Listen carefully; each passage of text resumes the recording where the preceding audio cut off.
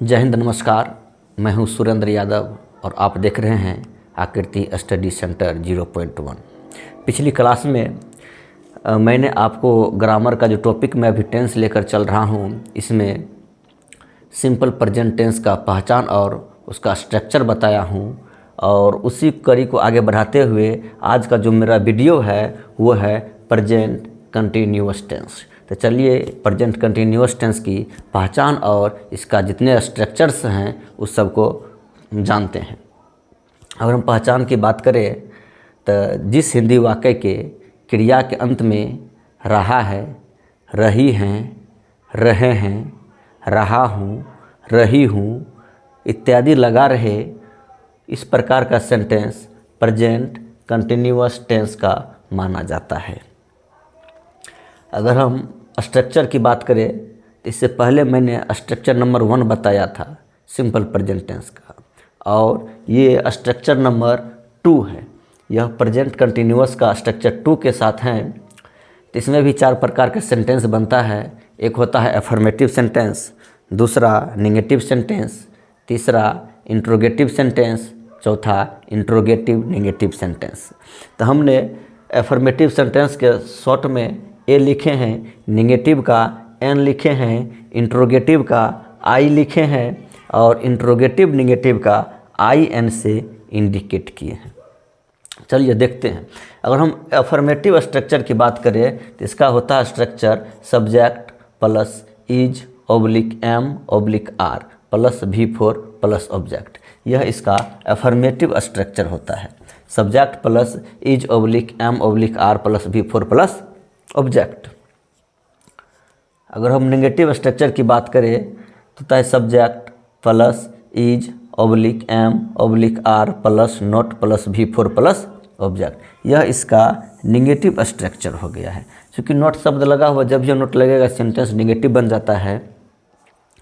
Negative जो structure है इसके हम जिसमें नोट लगा रहता है, तो इसका एक और दूसरा मेथड है लिखने का कि अगर इज एम आर रहेगा तो आप सब्जेक्ट प्लस नोट को और इज को एक साथ शॉर्ट फॉर्म में इजेंट लिख सकते हैं। और यहाँ एम प्लस नोट का एमंट नहीं होता है, इसका आरंट होता है, जो साइड वाला स्लाइड में हम आपको बताए हुए हैं। फिर उस पर तो हम नज़र डालेंगे ही। यहाँ तक लिख लीजिए एम प्लस नोट होता है और यहाँ aren't plus V4 plus object होता है। इस प्रकार से इस सेंटेंस का यह फॉर्मेट होता है।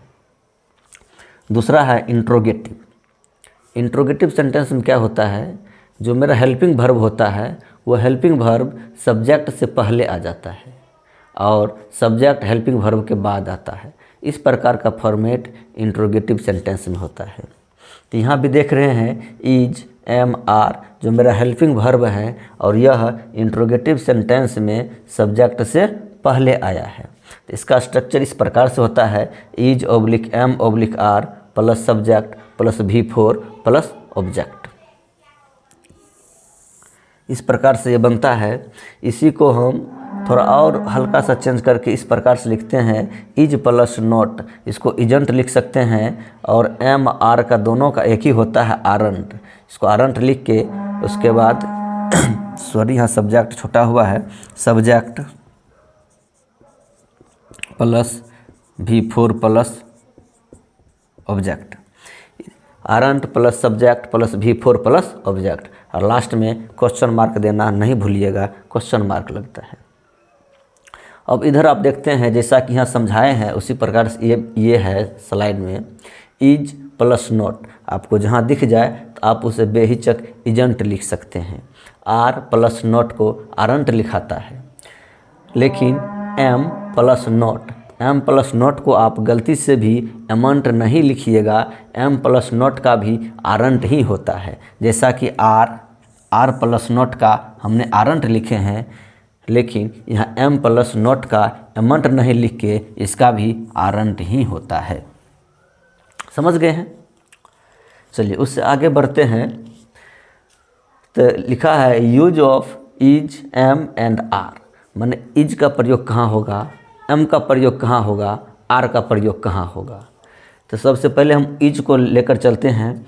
इज का प्रयोग आप he, she, it, name, this, that और सिंगुलर सब्जेक्ट के साथ होता है। He, she, it, name, this, that singular subject के साथ इज का प्रयोग होता है। इसको आप वीडियो को रोक रोक के और नोट बना लीजिएगा कॉपी में। यहाँ तो थोड़ा तेज़ी में निकल जाएगा, लेकिन आप उस वीडियो को क्या कीजिएगा, देखते समय रोक के और उसका कॉपी में सीक्वेंस में पढ़ा ही रहे हैं, सीक्वेंस आप नोट बना लीजिएगा। उसके बाद हम एम है, तो एम का प्रयोग आई के साथ होता है, आई के साथ एम का प्रयोग होता है। आगे चलते हैं तो आर है, आर का प्रयोग we, you, they, these, those all plural subject के साथ आर का प्रयोग होता है। ठीक है। उसके बाद एक और चीज़ जान लीजिए, verb V1 plus ING, V1 plus ING यही V4 का रूप लेता है। और वर्ब के आप फर्स्ट फॉर्म में ING जोड़ देते हैं तो वह वर्ब का चौथा रूप ले लेता है। उदाहरण के लिए मैं एक एग्जाम्पल भी लिया हूँ, एग्जाम्पल को देखिए। कहता है I am reading a book, मैं एक पुस्तक पढ़ रहा हूँ। यह आपका अफर्मेटिव सेंटेंस है, I am reading a book, मैं एक बुक पढ़ रहा हूँ।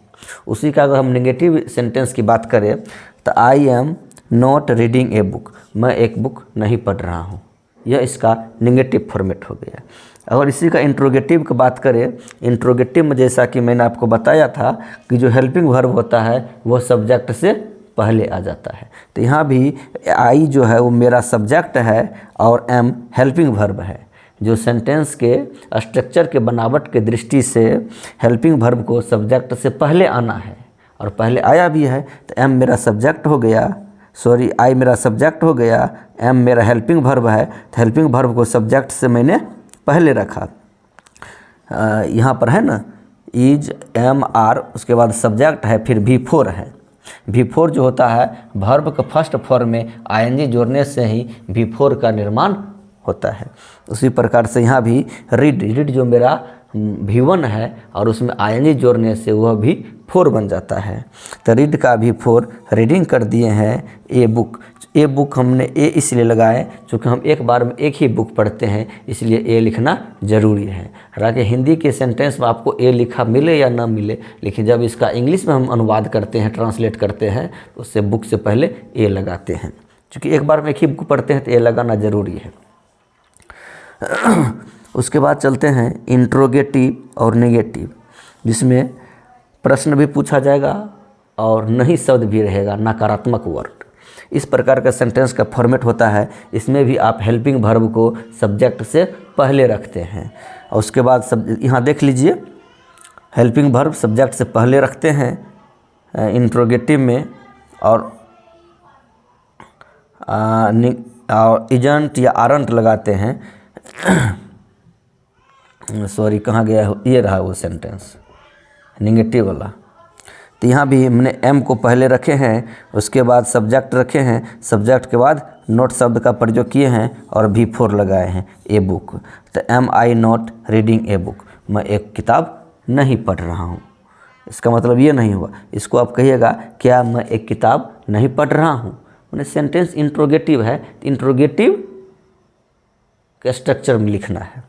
इस प्रकार से प्रेजेंट कंटिन्यूअस टेंस का जो है ये पहचान हो गया, ये उसका स्ट्रक्चर हो गया, और how to use is am are, जो इज एम आर का प्रयोग है वो हो गया यहाँ।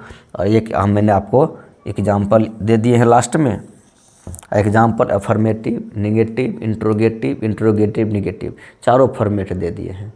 तो आप वीडियो को ज़रूर देखिएगा, लाइक कीजिएगा, सब्सक्राइब कीजिएगा, दोस्त को शेयर कीजिएगा, कमेंट कीजिएगा। अगर आपको कहीं इसमें कमी लग जाए या और इसको चाहिएगा कि नहीं हमें सर एग्जाम्पल और 2-4 को बढ़ा के दे दीजिए, तो मैं बता दूंगा। ठीक है। तो आज के वीडियो को यहीं पर स्टॉप करते हैं, फिर अगले वीडियो में आपके साथ आऊँगा प्रेजेंट परफेक्ट टेंस, इसका स्ट्रक्चर नंबर 3, ये स्ट्रक्चर 2 है, उसमें स्ट्रक्चर 3 के साथ आऊँगा। तब तक के लिए जय हिंद।